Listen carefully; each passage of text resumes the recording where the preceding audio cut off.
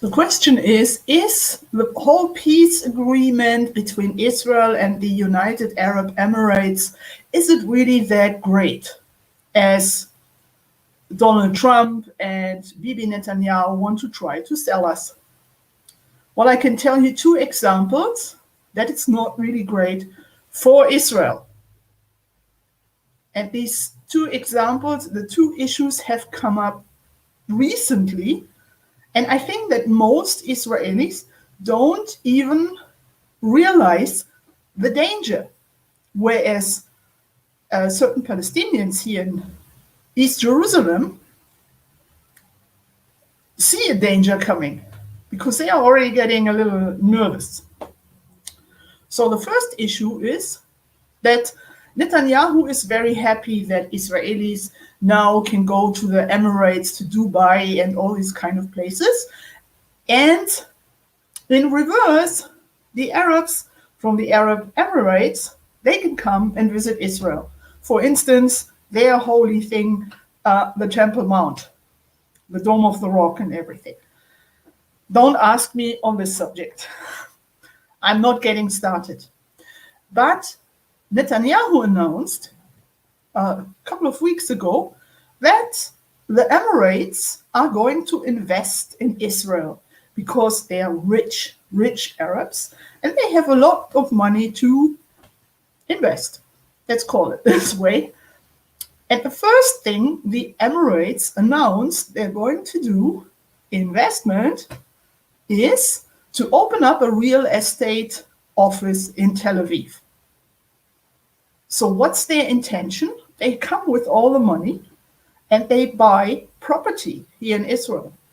So the Arabs in East Jerusalem are already nervous because there may be these rich Arabs coming and buying all the real estate, houses, property, whatever. So it's all going into real, let's call it real Arab hands. And what the Emirates, what Arab countries, I'm not talking about Palestinians, but what Arab countries obtain and they buy, they will never let go. This is it. And I'm sure that there are Jewish Israelis who would be willing to sell their house, their property, also to people from the Emirates. We had this like 15 years ago in Jerusalem, where Hebrew University decided to sell apartments here at the French Hill. It's a neighborhood in Jerusalem where the headquarters or the main building of the Hebrew University is.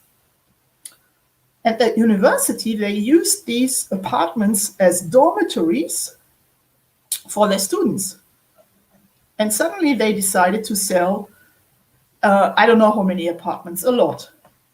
So Palestinians from the surrounding neighborhoods came with a suitcase full of money and said, here's cash, give us the apartment. And some landlords, some owners, some Jewish owners sold their apartment to Palestinians because they came with double price, 3 times the price, and they paid in cash right away. Here, suitcase on the kitchen table, and there was the money. So some people went for this. And I'm sure it's going to be the same when once like there is, now because of Corona, because of COVID, you can't really travel too much. So everything is a little stuck. But once the guys from the Emirates come with their suitcases or whatever they have with their cash, so they're going to buy property here in Israel. And this property, it doesn't matter if it's coming from Jewish owners or from Palestinian owners or from whoever they buy, it's going to be lost. It's going to be lost, let's say, until Mashiach comes.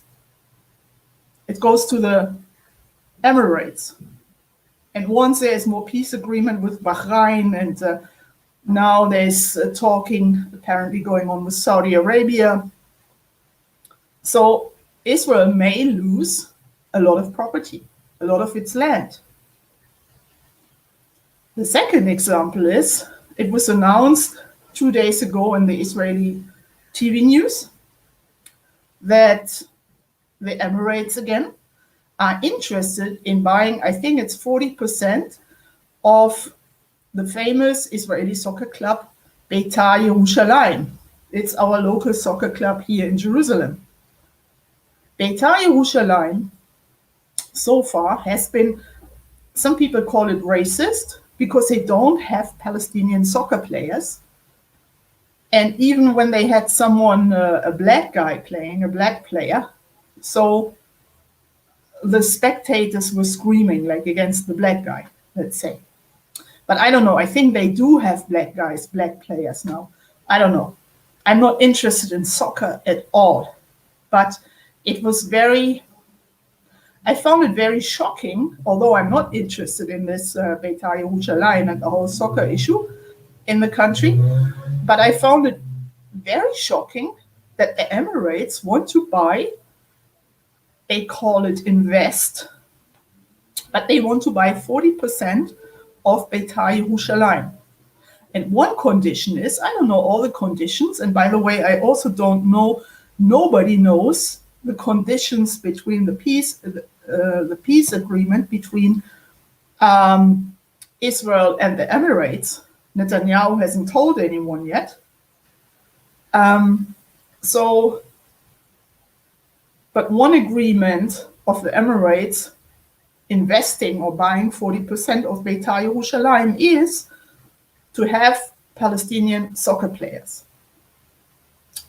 And everybody knowing Beitar Yerushalayim knows that this is a huge problem. I mean, it may be good for the soccer club because they are getting all this cash in, but on the other hand, their fans are really right-wing. They're anything from accepting any Palestinians playing for the soccer club. So the soccer club may get all the cash, but lose its fans. So if this is like going to happen, I don't know, it's going to be very difficult for the soccer club itself. It's going to be very difficult for Israel, and it's going to be very difficult for the soccer club. On the one hand, Arabs from rich Arab countries buying property in Israel, and on the other hand, they are investing in, I don't know, now they're talking about the soccer club, but there may be more. There may be big companies. We already have the Chinese, and we have the Chinese and the dairy company and the huge or biggest dairy company in Israel, in Nuva. They are already the Chinese, and the Chinese try to buy themselves in all over the place. And you have the same problem in the United States, or it's all over the world. But we also have the same problem in Israel. We already lost certain percentages of businesses to the Chinese. And the Chinese are not interested in keeping up these businesses. They just want the know-how for their own companies in China. They're not interested in what we are doing here. They just want all the technology and know about how everything works. So this is maybe some food for thought for you. And the media, the Israeli media, is talking about the difficulties of Beitar Yerushalayim and the Emirates that may invest. But they don't really talk about what is coming, that there is a possibility that we are getting bought, or Israel is selling out to rich Arab countries. And it's a real problem. It's going to become a real problem. Now we have Corona. Everybody's busy with Corona. But as soon as there's a release, or Corona is over or slowly disappearing or whatever, and there will be, people will be able to travel. So Israelis, they want to go to Dubai and see everything. And on the other hand, people from Dubai want to come and, as they call, invest. So it's going to be very difficult for Israel. And this is what the government doesn't really tell people. And most people don't think about it. They don't consider this. So I would like to know your opinion on this. And Just some thoughts early in the morning here. So thank you for listening and have a good day.